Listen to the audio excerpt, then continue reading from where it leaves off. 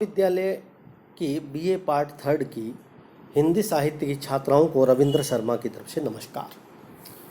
आज हम BA part third के सेकंड पेपर के सिलेबस पर पहले थोड़ी चर्चा करें, उसके बाद हम किसी एक टॉपिक को लेंगे।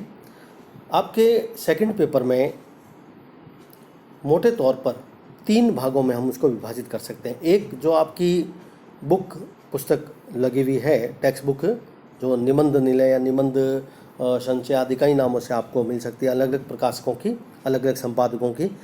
लेकिन उसमें आपको हिंदी साहित्य के सभी महत्वपूर्ण निबंधकारों, आलोचकों के निबंध मिलेंगे, जैसे आचार्य शुक्ल का, हजारी प्रसाद जी का, रामविलास शर्मा जी का आदि जितने भी महत्वपूर्ण निबंधकार हैं उनके निबंध आपके उस टेक्स्ट बुक में लगे हुए हैं। दूसरा टॉपिक थर्ड ईयर के सेकंड पेपर में हिंदी साहित्य में जो आपका लगा हुआ है भाषा का उद्भव, विकास, हिंदी भाषा की विविध बोलियां, प्राचीन भारतीय आर्य भाषाएं, आधुनिक भारतीय आर्य भाषाएं या देवनागरी लिपि आदि, बहुत मोटे तौर पर भाषा का पूरा टॉपिक आपके लगा हुआ है।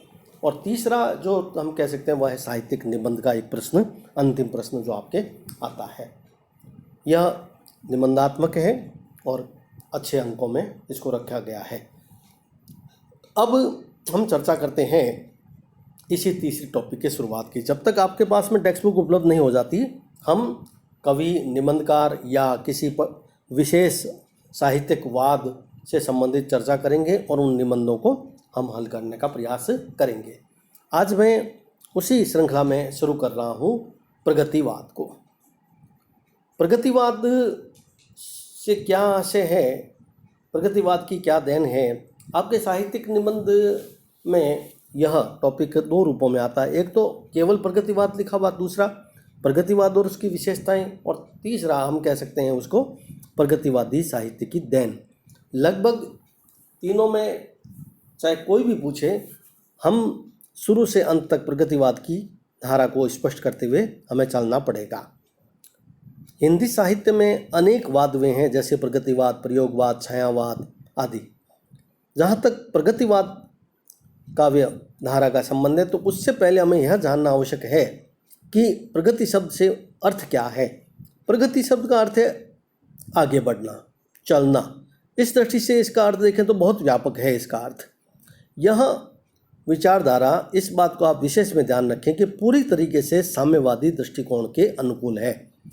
हिंदी में यह साहित्यिक विचारधारा जो प्रगतिवाद नाम से है, पूरी तरीके से मार्क्सवादी या साम्यवादी विचारधारा का प्रचार प्रसार करने के उद्देश्य से ही इस काव्य का निर्माण हुआ था। सामान्य रूप से थोड़ा सा आप इस बात को जान लें कि प्रगतिवाद और प्रगतिशील में क्या अंतर है। अगर हम इसको एक माने तो यह गलत है। प्रगतिशील और प्रगतिवाद में बहुत सूक्ष्म अंतर है। समाज की प्रगति के कई मार्ग हो सकते हैं। प्रगतिवाद केवल साम्यवाद को अपनाने के लिए विवश है, जबकि प्रगतिशील जो विचारधारा होती है उसकी कई धाराएं हमारे सामने दिखाई दे सकती है। कुल मिलाकर प्रगतिवादी विचारधारा को या उसके साहित्य की विशेषताओं को जानने से पहले हमें यह जानना आवश्यक है कि उसका उन्मेष कैसे हुआ और इस साहित्य में मूल मार्क्सवादी विचारधारा की क्या क्या विशेषताएं हमें देखने को मिलेगी। इसलिए थोड़ा सा हमें संक्षेप में पहले साम्यवादी विचारधारा को भी समझ लेना चाहिए। देखिए, साम्यवादी विचारधारा मूल रूप से 3 तत्वों पर आधारित है। एक वह मूल्यवर्धी के सिद्धांत पर, दूसरा द्वंद्वात्मक भौतिकवाद पर और तीसरा मानव सभ्यता के विकास पर। अब जहाँ तक द्वंद्वात्मक भौतिकवाद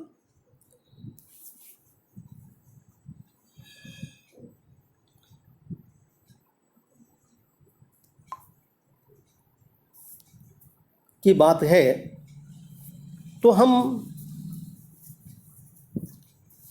यह मान सकते हैं कि यह अलौकिक और आध्यात्मिक सत्ता जो ईश्वर के नाम से है उसका घोर विरोध करती है।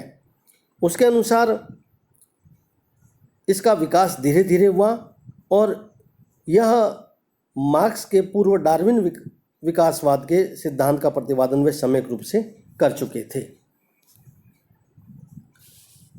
मार्क्सवादी विचारधारा के पश्चात में इस सिद्धांत में मूल्यवर्धी का सिद्धांत भी हमें देखने को मिलता है। यह विचारधारा मार्क्सवाद पर आधारित है, इसलिए इसमें मूल पदार्थ, स्थूल साधन और श्रमिक का श्रम आदि बहुत सी अन्य महत्वपूर्ण बातें रखी गई है। ये सारी विचारधाराएं वो एक काव्य के रूप में रख रही हैं। समाज में केवल दो ही वर्ग को यह विचारधारा मानती है, एक शोषक और दूसरा शोषित। एक श्रमिक वर्ग है और दूसरा मालिक और जागीरदार पूंजीपति वर्ग।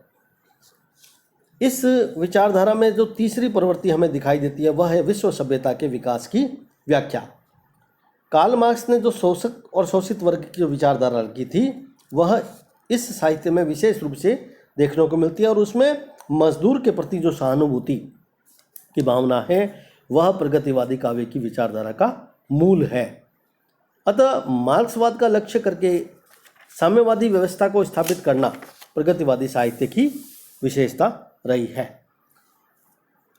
संक्षेप में आप इस बात को अच्छी तरीके से समझ लें कि प्रगतिवाद से क्या आशय है, प्रगतिवादी काव्य का उन्मेष क्या है, उसके पश्चात ही हम प्रगतिवादी साहित्य की विशेषताओं को जान सकते हैं। जैसा मैं आपको इंगित कर चुका हूँ कि प्रगतिवाद पूरी तरीके से साम्यवादी विचारधारा का प्रचार कर देने वाला साहित्य रहा है।